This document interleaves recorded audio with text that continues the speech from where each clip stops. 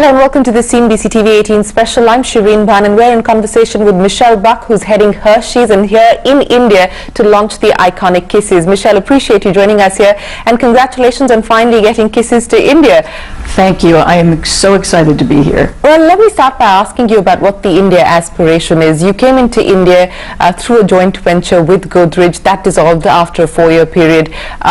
You're clearly aggressively betting on wanting to grow the India market. You've committed to invest 50 million over the next 5 years. So give me a sense and scope of what you have planned for India. Absolutely. India is critical to our international business, and in fact India is one of our key focal markets. We're really excited about the vibrant economy here, the fact that it's one of the fastest growing economies around the world, the growth in the middle class, and also the growth in disposable income. And as we look at the chocolate category in particular, it is about $1.2 billion in revenue, and it's growing over 11%. So we think it is absolutely ripe for further investment here for us. So we are committed to growth in this market. We have already established our Hershey's brand as one of the leading brands across multiple categories in which we compete, including spreads, milkshakes, chocolate syrup, and cocoa powders. And so we want to really further expand our presence in the market with the launch of Hershey's Kisses. So where do you see the market expanding to, and specifically from the chocolates perspective? You've brought Kisses into India. What next can we expect as far as the product pipeline is concerned? And what kind of innovations can we expect, especially when it comes to pricing, to be able to draw in the Indian consumer? Well, you can see that across our business that we have in India, we are already playing against within multiple categories, and we will further build several of our brands across our Indian portfolio, which include brands like Sofit, which we have as part of the Godrej portfolio, which offers a different benefit of better for you into the marketplace, and we'll continue to expand that as well as expand our treat portfolio. Certainly Hershey's Kisses is our big launch this year, and as you look forward, you will continue to see us bring other launches into the marketplace. You know, you talked about Sofit, so let me ask you about some of the legacy brands that came by way of that joint venture with Godrej. What's the plan? Do you intend to invest in some of those legacy brands like Jumpin', etc., or are there plans to perhaps divest some of those brands? What is the outlook?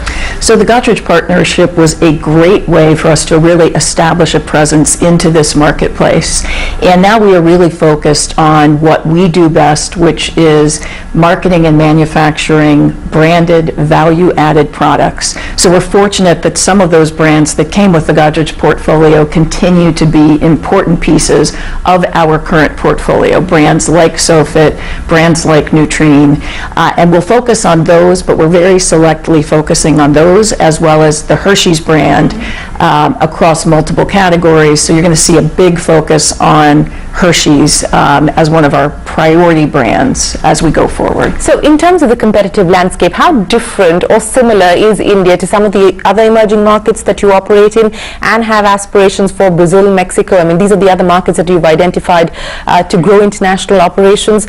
And what are the lessons specifically from a market like India that you take back? So as I look at our portfolio of markets, certainly we have a big presence in the US and Canada, and those developed markets have some great advantages. We've been a leader in confectionery overall as well as in chocolate for over 125 years. So we know how to make quality, delicious products with very high standards. As we look at the emerging markets, they are an important lever of future growth for us. You know, we really aren't focused on Western Europe. We are focused on the emerging markets. And India in particular is really important to us given the vibrancy of the economy, the very strong growth that we're seeing in this marketplace. So certainly we are more establishing our presence here, and that's requiring investment. We've invested in getting the right talent in the market here in India. We've invested in manufacturing, and are manufacturing every product that we sell here in India. We are manufacturing right here in India as well. And so I think the differences are between the development of the market. I think the key similarity across all of these markets is the consumer. Consumers around the globe love treats, they love chocolate, and they love the Hershey's Kisses brand because it's unique. It is a delicious chocolate, it's a unique shape, And of course, it is delicately wrapped in a way with the foil and the plume that each kiss is like a little gift. And the Kisses brand equity really signifies for consumers sharing happiness and building connections with family and loved ones. Well, we have a bunch of Hershey's Kisses right here on the table, but you know, since you spoke of making in India for the Indian market, let me also ask you about the aspiration to make in India for the rest of the world. I mean, could you consider exporting out of India, especially as far as some of the other emerging markets are concerned? And would you look at enhancing manufacturing capacity in India? You're currently operating out of one plant yourself, that's in Bhopal, and you have 2 other contract manufacturing facilities. So what's the outlook like when it comes to enhancing your manufacturing presence here? So we always look for the manufacturing strategy that's going to allow us to deliver the best product to consumers at the most efficient price, because that allows us to offer the best value to consumers. So we tend to manufacture products in whatever market we are selling them in largely. That is largely our strategy, and I would anticipate that to largely be our strategy going forward, though things can always evolve as the business grows. You talked about the 125-year-old legacy that you're taking forward, and taking a legacy of that kind forward has its own advantages and its challenges.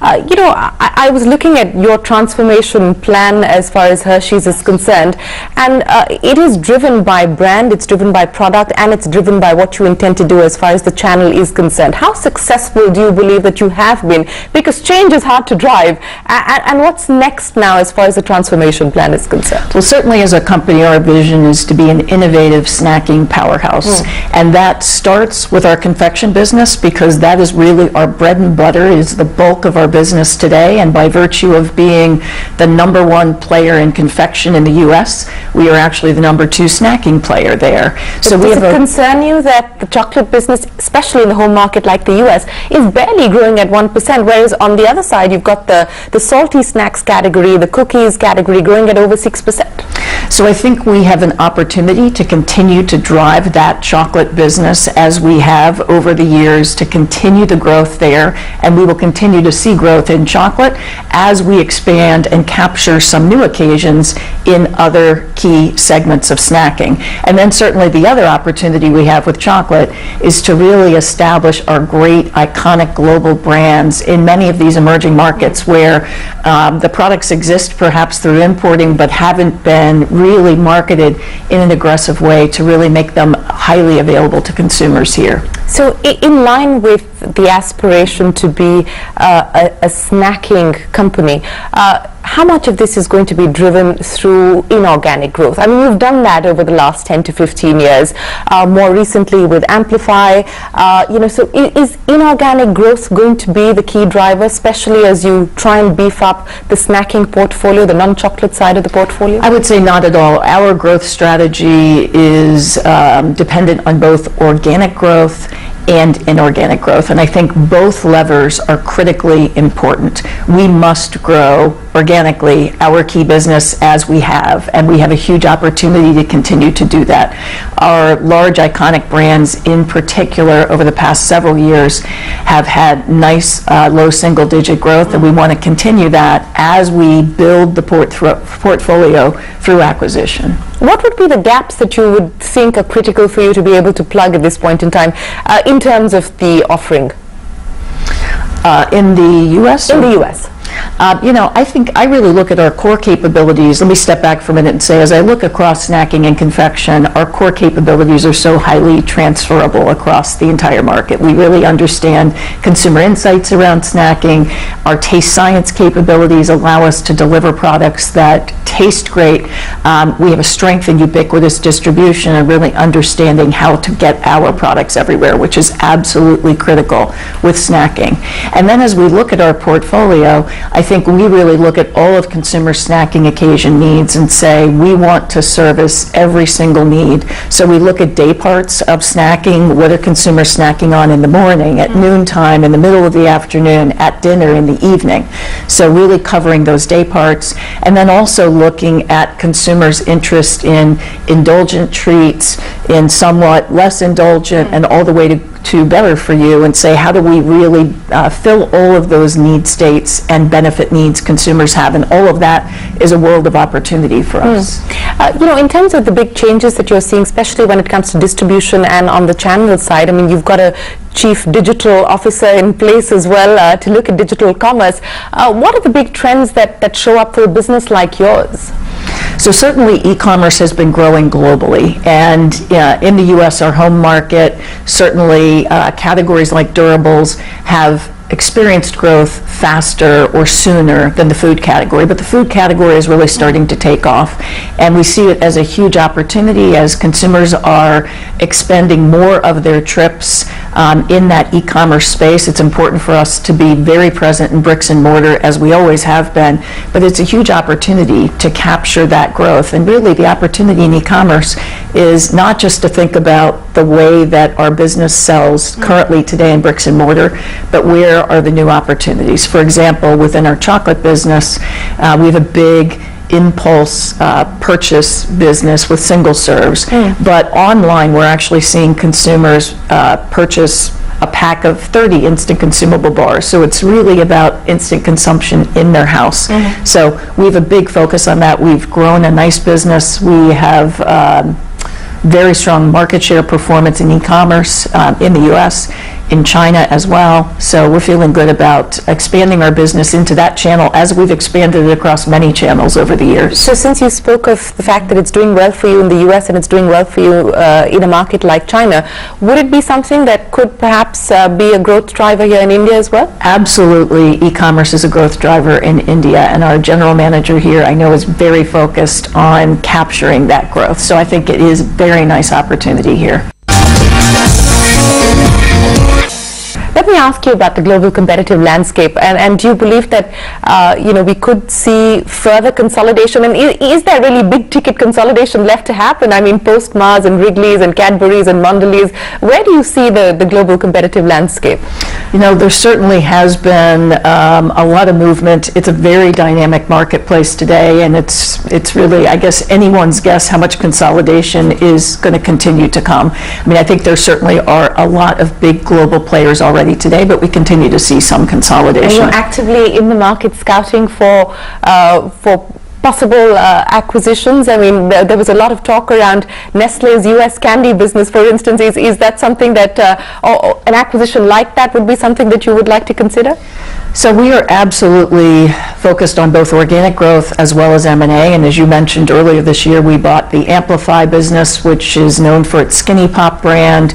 More recently, we made an actual acquisition in the U.S. of a brand called Pirate's Booty, which is a cheese puff, better-for-you cheese puff type product. So we constantly look at the marketplace and evaluate all the assets that are available and make the best decisions about how we can grow our business, but very critically important, we are focused on growing the business that we have, our core confection business, and as such, not only growing our core brands in our market, but very, very committed to growing the Hershey's brand in the international markets, especially in India, and of course the Hershey Kisses brand that we're launching now. I want to go back to your transformation plan and your transformation strategy, and I remember reading that you said that you wanted to put a team in place that wouldn't execute or continue to execute status quo. How difficult is it, to drive change while keeping in mind the boundaries that a brand like Hershey's with a 125-year-old legacy brings with it, to ensure that you continue to stay true to that and yet chart out a new course? So the way that I think about it is there are certain things in your company and your brands that are tried and true that are never going to change. For us, those are things like the Hershey Company's values around integrity, doing the right thing, high quality, and then at the same time, and the iconic nature of the brands. You know, the fact that Hershey's is synonymous with chocolate and the Hershey's Kisses is synonymous with sharing, affection, and building connections, and those things won't change. But if I look over the 125-year history of the company, certain things have changed, and you have to continue to evolve to be relevant in the marketplace. And this company has done that, and our brands have done that over the years, and that we need to continue to do that. So I think some of keeping the same and some of evolving. So I look at the classes of trade we participate in and how that has evolved over the years. Consumers' desires and needs have evolved over the years, and we've come out with numerous products in the portfolio, you know, hand to mouth to meet more convenient needs. We offer consumers choice in terms of small pieces of chocolate or bigger pieces. So it's absolutely critical, and I think evolving our company's cultures today is particularly important given how dynamic the marketplace is. You don't have as much time to make a big move. You have to work with agility, you have to be forward thinking to see the changes that are occurring and take advantage of them, and that requires a certain type of leadership. So given the headroom for growth that you see in emerging markets like India, you know, $7.5 billion in annual sales today, what would international markets contribute to Hershey's global revenues over the next few years? So without getting into specifics, which we don't typically share at that level, I would say that I am so thrilled with our international business today because it is delivering profitable growth for us. Our teams have done a great job of improving profit margins and at the same time delivering strong top-line growth. So international is contributing very meaningfully to our total company growth algorithm, both on the top line as well as on the bottom line. And that makes us want to focus and invest for growth here even more. A quick question on the U.S., because we are seeing the U.S. economy grow very, very strongly. What does that mean in terms of discretionary spending, and are you seeing a significant pickup as far as discretionary spending is concerned?